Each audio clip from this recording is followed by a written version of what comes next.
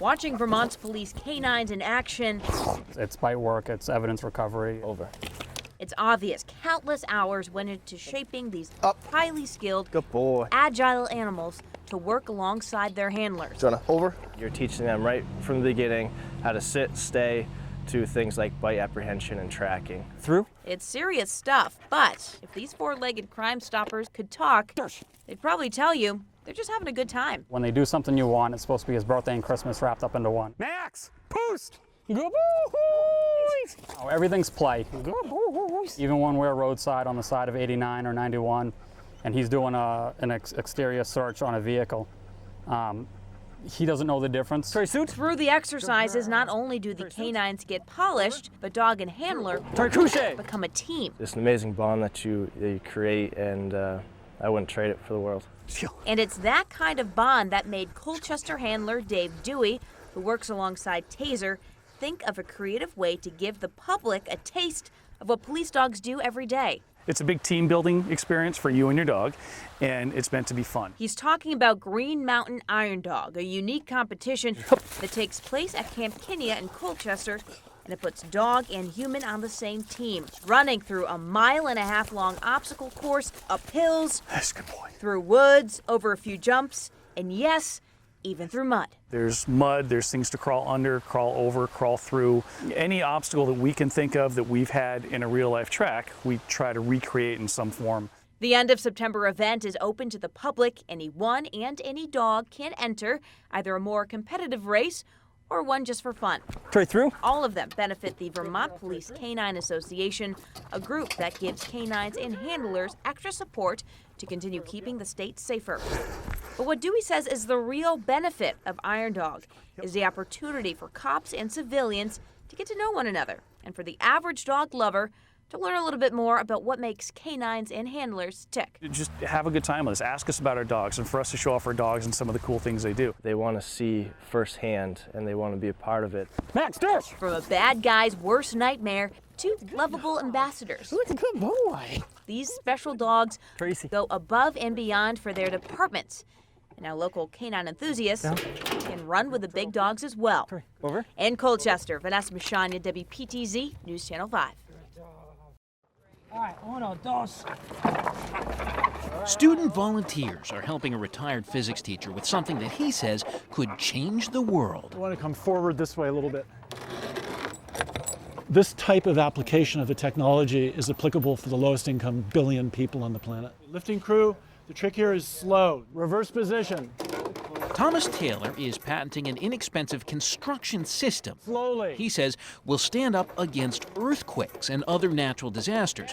The components are pretty simple. In the United States, we throw out 1 billion tons of carpet every year, and most of it ends up in landfill. And it's the secret ingredient. Taylor's system is built using panels made of concrete poured over carpet and wire fencing. So when it all comes together, you get something that's sturdy, but it's flexible. So when the big one hits, it might crack, but it won't collapse. I'm going to push it in. That means no falling concrete, which means many lives lost during earthquakes can be saved. Up just a hair. The would-be fatal chunks are held in place. Good, right there, stop. How's that, Matt? That's great. Both by the carpet and the wire holding the panels together, which can bend and not lose strength. And that's critical. Every 2 inches, you have a connection that can take 150, 200 pounds of force. But in the event of cracking or dislocation, that doesn't get any weaker. They already made a building like this as a proof of concept, and he says it ended up being remarkably strong. Should be able to withstand the most severe earthquake ever recorded in the last 100 years on the Earth. Okay, now we're going to rotate it. Matthew Brand has been working with Taylor on the project and just got his engineering degree. Down slow. When they finished the prototype, he had one of his UVM professors check it out. And he took a look at it and he was like, you know, I never could have thought that you would have been able to do this ever in the entire world. In fact, they intend to do this all over the world. This month, Taylor, Brand, and others are joining the Vermont Haiti Project on a trip down to make a school building, then housing and more, all at a cost that poor areas can afford. We can build a preschool for $1,200. We can make a kitchen for a Haitian family for $400. We can make a house for $800 to $1,200 depending on the size of the house. He says this has the potential to save countless lives in an earthquake like the 7.8 quake that slammed Nepal this spring, killing more than 8,000, or the 7.0 that ravaged Haiti 5 years ago, killing 160,000 people, largely from falling debris. During an earthquake, that type of structure might crack a little bit, but it's not going to fail. It won't collapse on you. When my Haitian friend came and saw that, they got very emotional and cried because they all had to dig through the rubble and remove the bodies of their loved ones and family from underneath fallen cement block and poured concrete. He says his buildings can also weather a hurricane. They might end up with a few holes, but it'll still be standing. Taylor says, just think of the implications of such durable, inexpensive housing. This, for me, is something that needs to happen. We can make a difference. We can make a better future for humanity. Up slow. With What's Next, David Schneider, WPTZ News, Channel 5. The concept of this game is not new. The plunger, the ball, flappers, and the ever-ominous hole that the sloped game field ultimately draws the ball into. But one Vermont company has a fresh new take on it. Unlike anything else around. When I first was working on a Pinbox, I was just addicted. I couldn't get it out of my mind. The Cardboard Tech Institute presents the Pinbox 3000.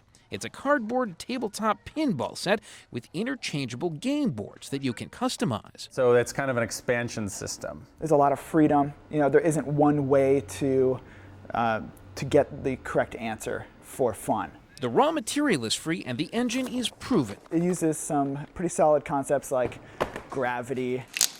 Components are cut out of cardboard sheets, folded into shape and latched together. The launcher uses a rubber band-powered plunger to shoot the marbles into play. Then just tap the rubber band-loaded cardboard buttons to operate the flippers. As for making these creations, it was love at first laser. Laser! The cardboard technicians work at Burlington's Generator Makerspace. Ready to press go? They have the benefit of certain tools that help make their job infinitely easier. The laser cutter adds a degree of precision and speed that helps them produce enough units to keep up with demand. Pops it right out. The first part they wanted to master was the chassis. Then they plan to add more game tops, which people can order or experiment with on their own.